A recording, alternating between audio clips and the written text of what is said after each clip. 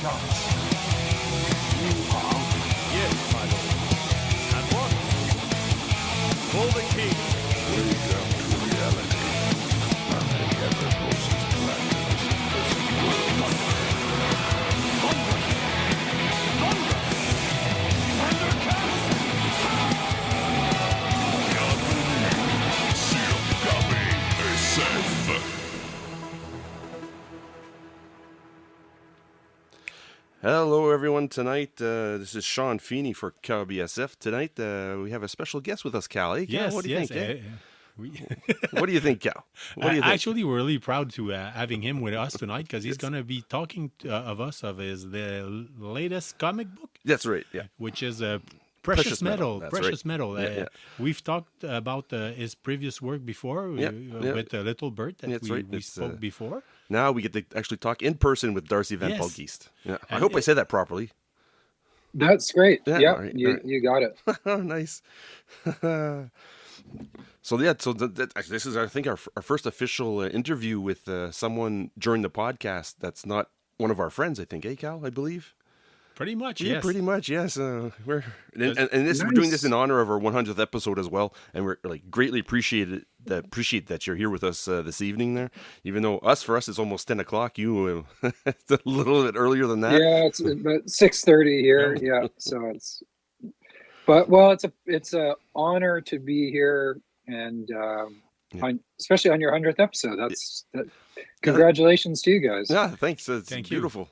Yeah, one of the inspirations for tonight's episode was last year you had, or the year before, I forget exactly when it was, you were offering a signed poster and an enamel pin, and I had contacted you about that, and you signed it. That's you sent right. it to the comic shop, and I talked to the owner of the shop, and he goes, "We have to give this to someone who actually enjoys Little Bird," and I went, okay, yeah, good idea. We waited a little bit to figure out how we're going to do it, and then the 100th episode came along, and then Precious Metal came out. It's like, it's the perfect opportunity.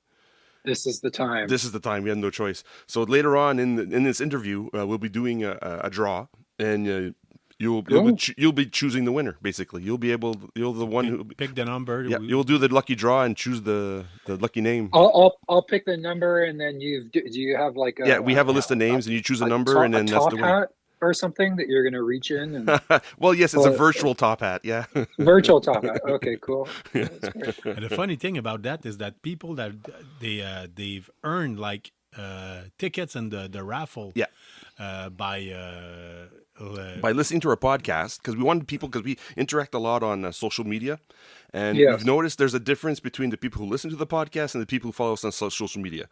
Sometimes they cross over, but not so much. You got more people who watch our crazy stuff on Instagram and Facebook then they don't really listen to our podcast. So what we wanted to do was encourage people to listen to the podcast and put their name in the draw. So we had 3 code words, we can say, secret words during the podcast, and they had to name that word and post it on our social media.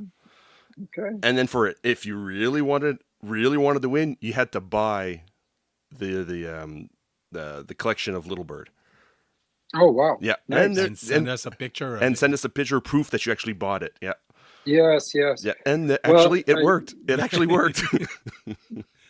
For anybody that's listening, there is a Little Bird Facebook page, which has not yes. been, it hasn't been all that active, but now it's my wife and I that sort of run it, and Okay. it's more active now. Okay. And if anybody has purchased a copy of Precious Metal #1, Yeah. they just need to take a picture of it and post it on the Facebook page.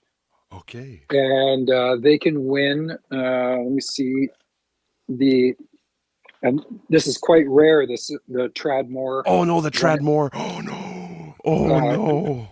1 in 25 variant. Yeah, that is so beautiful, that cover. Yeah, which will be signed by me, As and well? we pay for postage and all that. So Wow. yeah. So Okay. check it out. I got It's on my Little Bird picture on my Facebook phone. I got my picture on my Yeah, phone yeah, already. yeah. I'm gonna send that, man. Once this just interview's upload over. it and you're in. Yeah, simple. Oh, that's beautiful.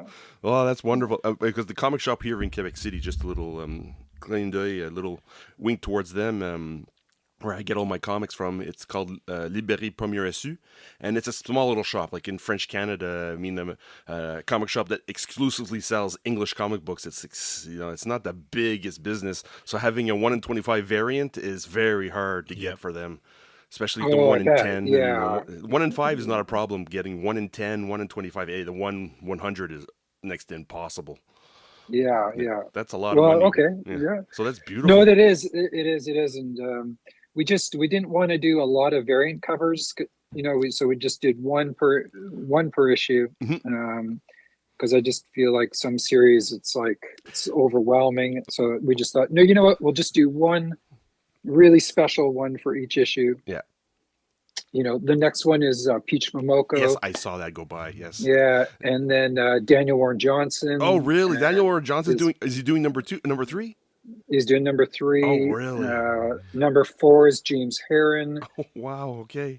Number 5 is who's number 5? I forget number 5. And then Ryan Oatley is the 6th one. Oh, really? They're going to be 6. Oh, my Precious Metal 6. Oh, my God. It's like similar to Lotus Land. I think Lotus Land was 6 as well, if I remember correctly. Lotus Land was 6, but Precious Metal was actually closer to a 12-issue series. We just packed it into 6 issues because each one is more than double size. Yeah, it's more than double size. I was quite impressed with it when I first opened. When you sent me the PDF advance copy, I was like, oh man, I just fell in love right away. And then when I got the physical copy last week, there's just something about holding that in your hands, especially a double issue. Like, yes, it was long. It was nice to read a PDF, but actually holding a double issue in your hands, there's something special about that. I am a real nerd for nice things to touch, Yeah.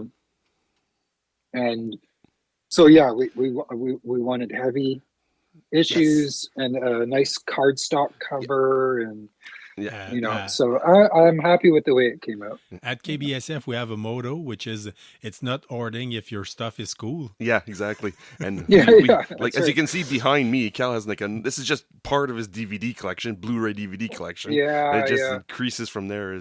But it's like Cal says, if it's cool, it's not called hoarding.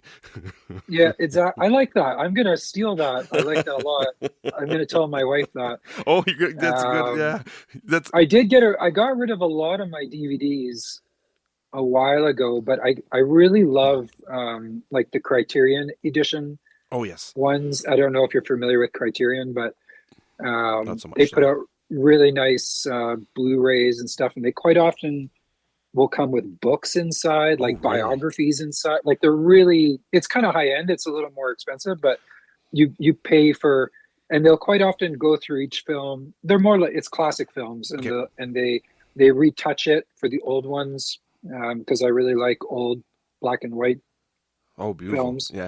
Yeah, I kind of got that feeling reading some of your stuff there. I kind of got that feeling that the noir kind of, especially Lotus Land, that detective noir feeling. Lotus Land was, even though it's a science fiction series, it's very much was a love letter to the old black and white.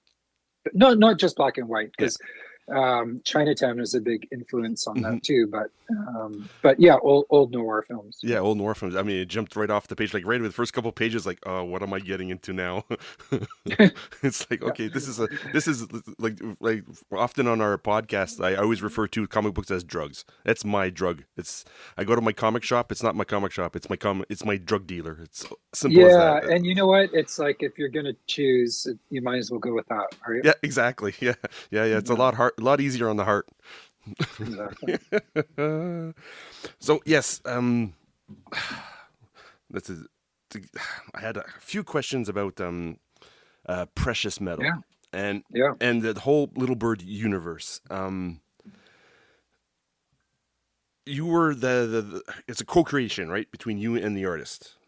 Correct. Yeah. How exactly does that go about? I mean, you write, he draws, or does he show up with something drawn and your writing's inspired by that, or is it like a well, a little bit of both maybe, but it usually starts with the writing, and then quite often what happens is as Ian starts to illustrate it, I'll become inspired by the work that he's doing, which will sometimes in turn influence where I'm headed with the story. So I always know exactly what the story is going to be before I start. Oh, okay. I always know exactly how it's going to end. Okay. And actually, endings are usually the first things I think of. I usually have an image in my head of like a final moment. Okay. And so writing it is kind of like, for me, is like going on a journey to get to that moment or to find that moment. But once I start writing it, it changes as I write it. And Okay. Ian's art is a big part of that. You know, like I said in a different interview something, you know, about this, but there was sort of a character that was going to be more of a minor character, Selena Chen, who he meets Oh, in really? the first issue. Yeah. She was still going to play an integral role, but just not as big as it became. Okay. But once I saw the design of the character, and I started putting the dialogue to that, she came to life in a different way, and she just was sort of like demanded to be more a part of it. Oh, And yeah.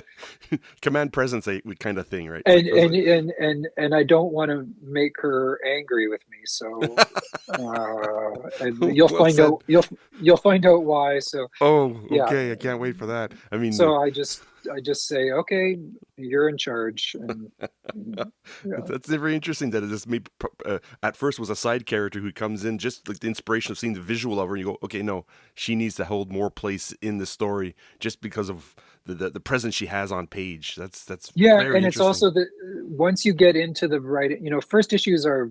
I hate writing first issues. They suck. They suck. I hate them. Really? Yeah, it's the worst. But it takes a lot of work to get through a first issue. But after that, it gets a little easier and it's more fun because the characters start telling you what they want to do. Okay. You know, even if you had something a particular plan for them, they're like, you know, no, I wouldn't do that. Okay. You know, this is how I would go about it. And you have to sort of service that. You can't write against your own characters. Mm-hmm. Otherwise, it's phony and it comes across phony, and the readers will be like, they sense it. Yeah, even if they don't know what it is, they sense it. Yeah, exactly. They get lost in it, and it's like, okay, well, where are we going? I don't quite feel the ambiance isn't there anymore. It's like just certain words out of place, a certain action or something, and it's like, okay, no, you have a little disconnect. There's a disconnect. It doesn't feel genuine. Yeah. It doesn't feel honest, you know, and it just feels like the writer trying to do writer things, you know, instead of these characters actually making the choices. That's very interesting. Yeah. So, talking about precious metal and all that universe, I also noticed that you're not only into comic books. You started your creative career, I guess you could say, was in film or video. Yeah. So, how did that transition happen, or is comic books just like a side job at the moment? No. Comic books are my life currently. But yeah, I started. I'm getting old, so I have to go back a bit. But I started like making experimental films. Okay. You know, kind of in the mid 2000s, I guess. Okay. And then I eventually got I started doing kind of like some corporate videos, like because I needed money, and sort of behind the scenes videos for like big commercials and stuff like that. Okay. And then I got a shot at directing a commercial of my own. Okay. And I was just reminded of this the other day because someone posted something about Dolly Parton. You know, she's about her being so wonderful, you know, which she is. And it reminded me that was the first commercial job I ever did was for, like, she has like an amusement park. Oh, okay, yeah, Dollyland. Dollyland. Dollyland. Yeah, Dollyland. And they came up with a snow mountain, like you could go tobogganing there. All right. But there's no snow there. No. It's, you know, it's quite warm. Yeah, and Texas. Or was it So they had Nashville? they had like this hill where they made fake snow, and people could go tobogganing, but they wanted to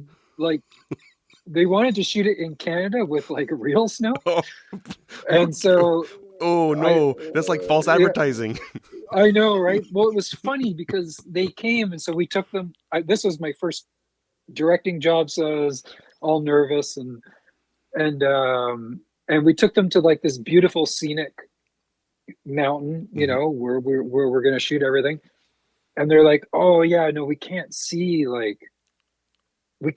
mountains, we can't see the trees, like we can't see anything," and it's like, what the fuck are you talking about?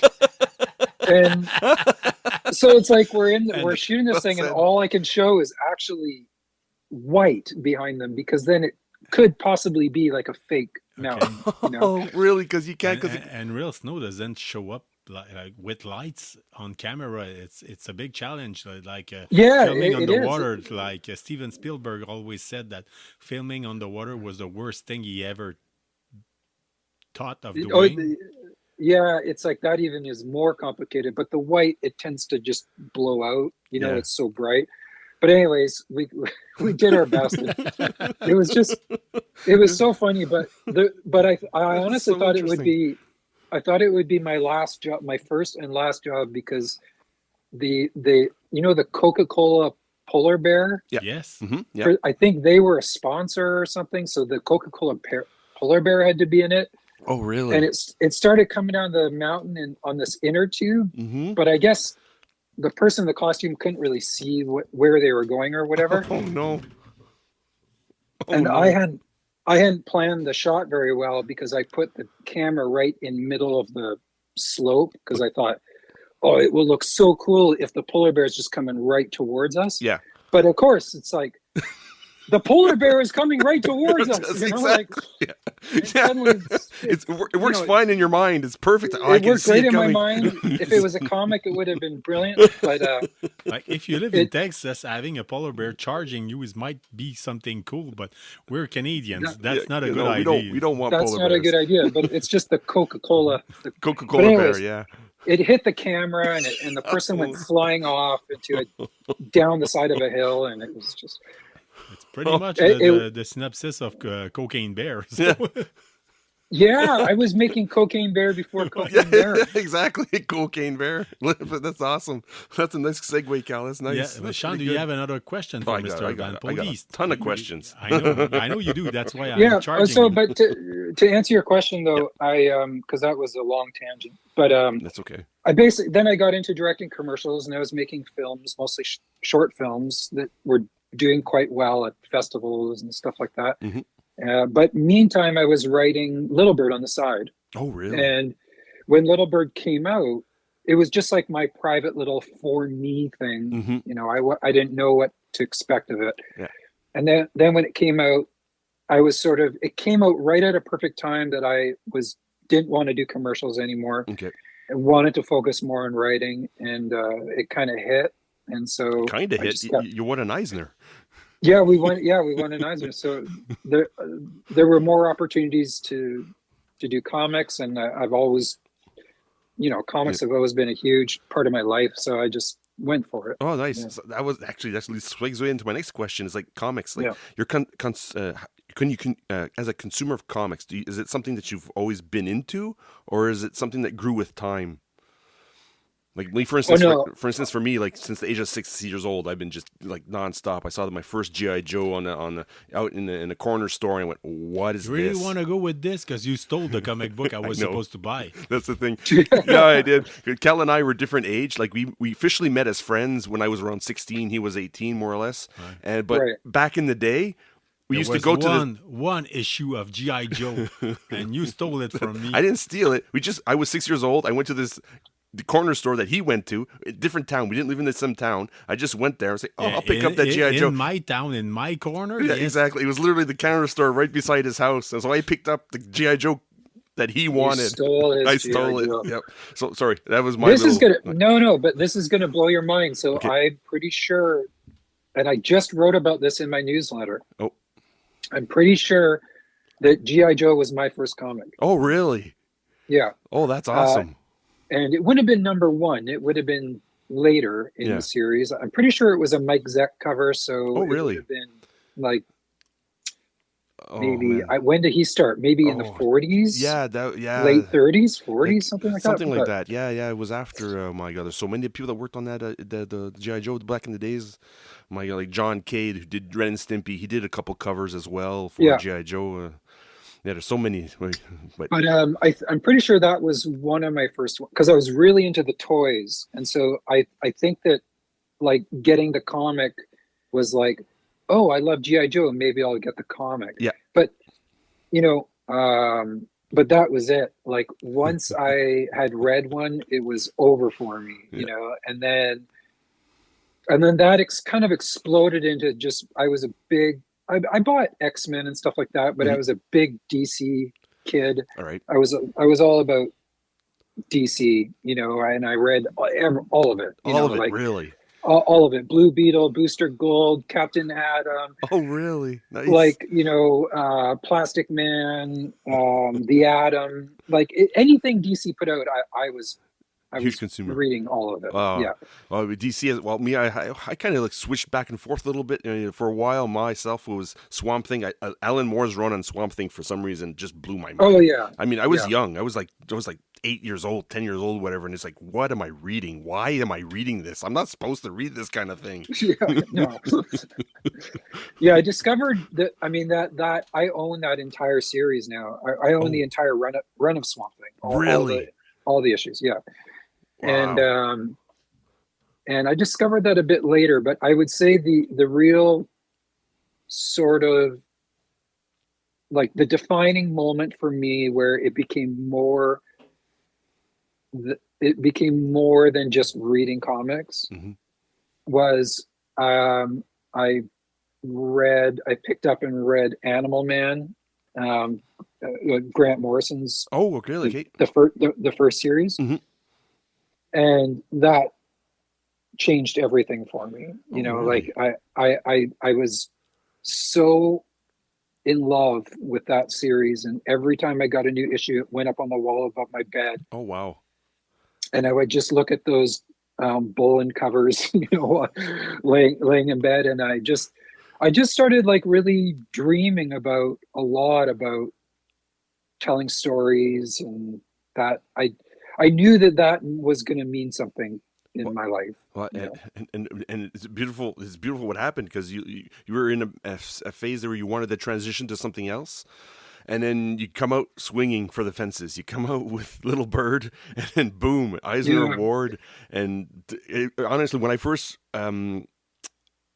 came out, I wasn't. I was like in and out of Image and DC and Dark Horse. I was like really going between anything and everything. But when Little Bird came out, I went, "Oh no, I actually have to use my pull box now." I had no choice.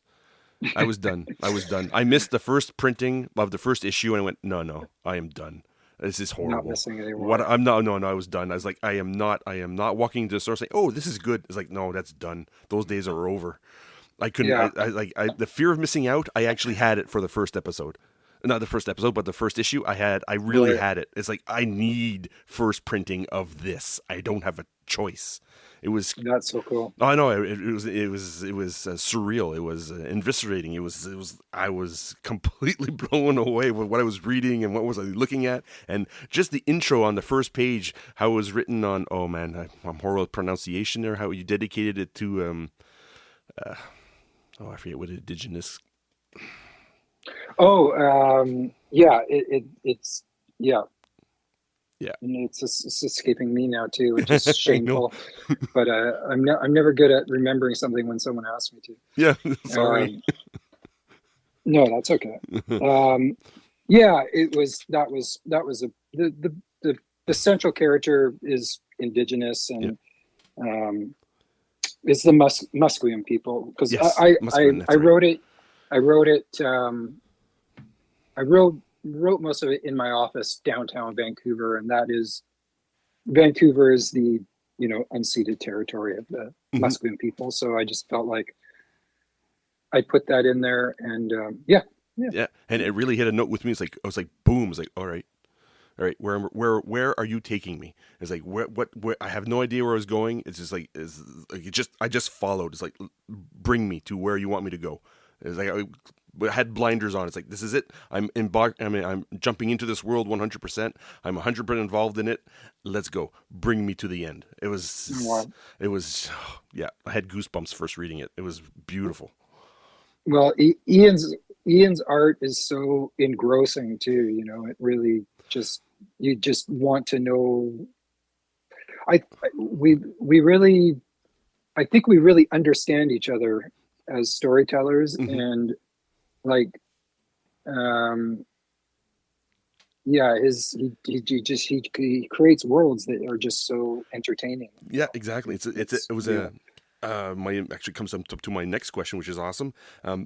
It was when I first read Little Bird, the universe that it was built around it. I felt like I was walking to a David Cronenberg, Margaret Atwood kind of dystopian, manifest destiny, colonization story, retribution, underdog. It's like, it just blew my mind.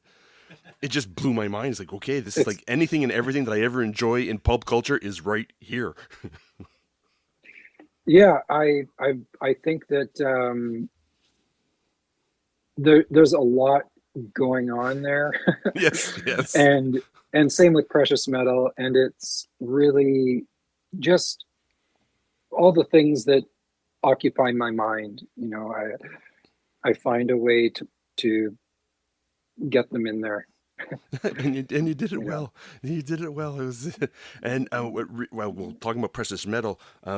I only read only the first issue's out, so I only read the first issue so far. Yeah. But I was able to read the entire Lotus Land, and I see it like, could there be a little connection between the two? Like the characters, there seems to be like a little kind of like this detective kind of. I kind of had a feeling like a Blade Runner kind of feeling to it, like bounty hunter. Yeah, a little bit. It's I think as you continue reading Precious Metal, it's not so much. No, okay. But they are. I think that there is sort of a noir element to both of those series. Lotus Land much more. Yeah. But I think that what's familiar about those two things to each other is that they both deal with protagonists that have been put through the system and kind of spit out the other side. Yeah. And we're finding them both at not very good places in their life. And so there's a kind of a grit to it, a grittiness to it that, you know, like you don't get with a character like Little Bird, who is, although she has seen and lived a lot for someone her age, she's still kind of in awe of the world at the same time. And she's still trying to like figure out what the world means. Whereas someone like Max Weaver from Precious Metal, he's been through all that. Yeah, he looks like he's used and abused. He's like he just finished a war, you know. Yeah, exactly. So he has to somehow like rediscover it if he wants to come through the other side. Yeah, healthy and safe and alive. Yeah. So yeah, just there is some connection between the characters, but not. As you keep reading, you'll realize maybe not as much. Yeah, well, connection, like it was not necessarily a connection between the characters. It was more like an atmosphere, kind of like a feeling. It's like, oh, okay, these are people who've been through a lot, and they need like a voyage of a rediscovery. Basically, that's the kind of feeling I have from it. That was the kind of the link between the two that I had. This impression. It's like, okay, these people have been through a lot. They want to do something different, but they need to I don't know, redeem themselves, basically. Yeah. I a lot of my characters are like that, actually. They have already lived life, you know? And yeah, I just enjoy bringing using characters that have a lot of baggage and that like feel like they have a life off the page, you know? So it's not like, oh, look at this character I created for this story. It's kind of like, the idea, I probably don't always get it right, but what I'm trying to achieve is that they feel like they have a life before you come along. Yeah. And it makes them more real, I feel like. Yeah, it really does. It really does. So I would imagine that means you build a whole background story before actually creating the characters on page, or is it just a fluid type thing? You start, like you say, you started with the end, and then you have to start, and then you start the story from the beginning, even though you know that the end, what the end will be. So do you build the characters beforehand before start writing them? Oh yeah, I know everything about these characters before I start writing them. I don't write any of it down; it's all in my head. Yeah. But well, I do write some of it down actually. But yeah, like I start with the ending, and then as I work sort of backwards through the story, I'm learning about who they are and what they've been through. And, okay. Oh wow, reverse engineering on a character. That's interesting. Yeah, mostly because it's like, well, what kind of person would end up in this situation? Oh yes, okay. What got them there in the first place, and why are they like this? Oh, they had their child. It's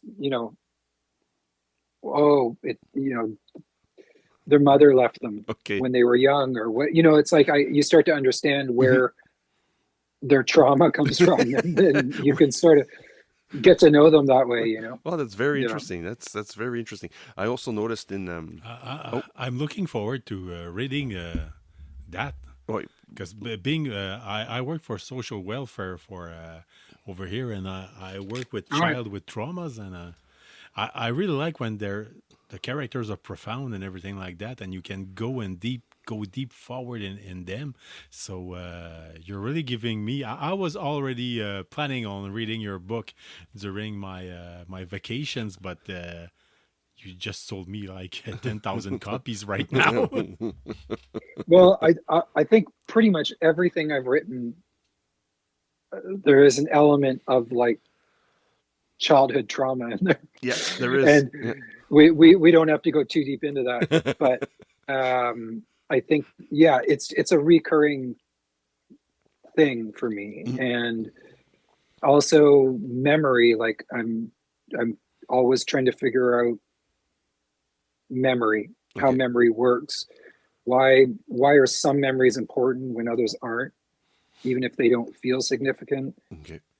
And so again, that's like in everything I've written, there's this element of like exploring identity and memory and some type of childhood trauma usually. So it's and that, ladies and gentlemen, is how you do a great comic book. Yep. You just gave the recipe. There you go. Throw in all those ingredients and then boom, you got something beautiful on your hands. Well, I think every writer is preoccupied with something. Yeah. Okay. And I try not to let it completely define the work, because then it's just gets boring, but you kind of have these themes that you always return to, I guess. Mm-hmm. Yeah, well, you write what you know, right? Basically, if you feel comfortable in it, and that's what the inspiration comes from, right? You write what you know, and you write what you don't know, though, too, because like sometimes you're exploring things that you don't understand. For me anyway, like. It's like I'm really curious about this thing and I don't understand it. And, I think that so much of making art in general, whether it's writing or illustrating or dancing or anything, sculpting, is really trying to understand the world. I think you're trying to understand the world. I think you're trying to have a conversation with the world,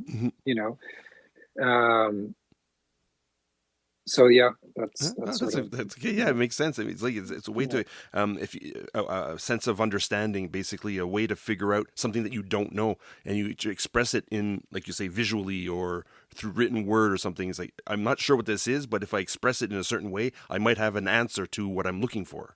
Yeah, I can maybe get a little closer to it, and then, if you ever arrive, I guess you just stop. But just stop, yeah. After 6 episodes, and you go, I want more, or 6 issues. So basically, I like to wrap up a little bit the interview with one more little question. For sure. Number 2 is coming out soon. July 10th. Yeah, July 10th. You've done the creator content. You've also worked for Dark Horse, and you did Critical Role. Yes. Between the two, do you prefer in creating a universe, a feeling on your own, or going into like Critical Role, which is always already a universe that's already established, and you're jumping into something that's already been made? What's the two between the two that you prefer doing? Well, okay, so I mean, Precious Metal is my third creator-owned series. Okay. Yes.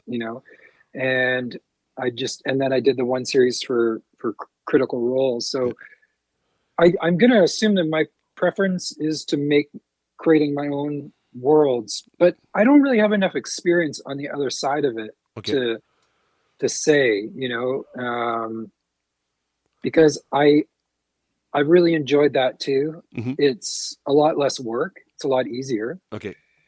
Like if you're writing a series for Marvel or DC, and it's not only do the characters exist and the relationships exist mm-hmm. and the world exists, there's also like decades of history there to draw from, and so it's more like if you're working within an existing world, that someone is handing you this box of toys and go, play with these. Oh yes, okay, that's what you mean. Yeah. Which seems to me like that would be really fun, and I think that could be a really enjoyable experience if they're not, so restrictive about what you can play, how you play with the toys. Okay.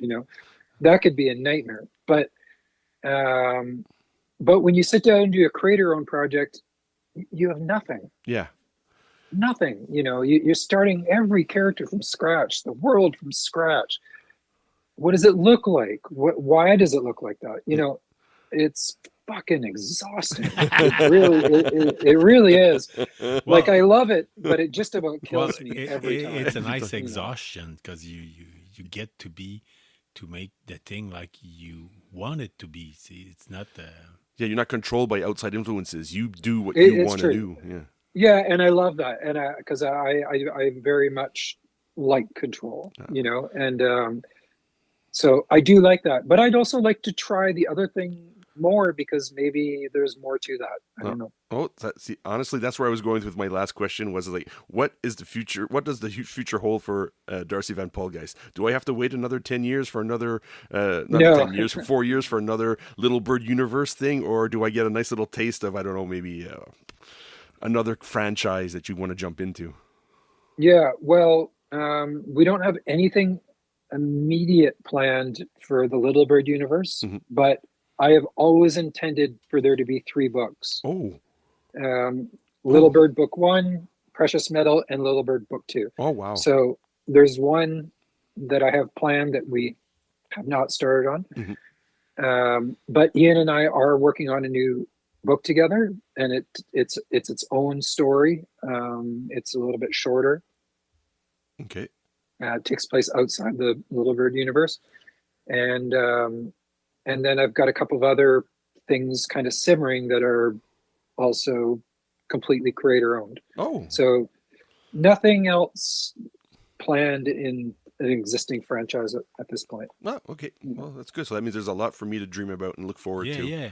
And Shaun, usually that I like kidding about saying that I have visions and I'm a medium, but I can sense now deep down that we're gonna do the promotion of every book we have every no choice. Book that you get ever out. Since we started doing this podcast, I've been like, first thing was we did the podcast we started about a year and a half ago about, and it's like, even though Little Bird was out in 2022, I was like, no, Little Bird, you guys have to get Little Bird. And more the podcast got popularity, more people keep writing me. It's like, why?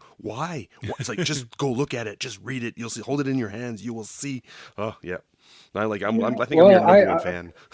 Yeah, no, I you know what I find, it's like there's kind of 2 groups of people with Little Bird. There's the people that have never heard of it, mm-hmm. and there's the people that love it. Mm-hmm. It's kind of seems like if someone discovers it, they really do enjoy it. They really do. Yeah, it means something. But there's a lot of people that are just kind of, Marvel, DC zombies. They don't really even try those stuff. which is a shame, but that's okay. It's okay. It just means that I'll have access to more of the copies more easily. Easy. When I walk into a shop and I see it on the shelf, it's like, there it is. It's mine. You guys lose out. I win. Yeah, I mean, right now I'm so enjoying.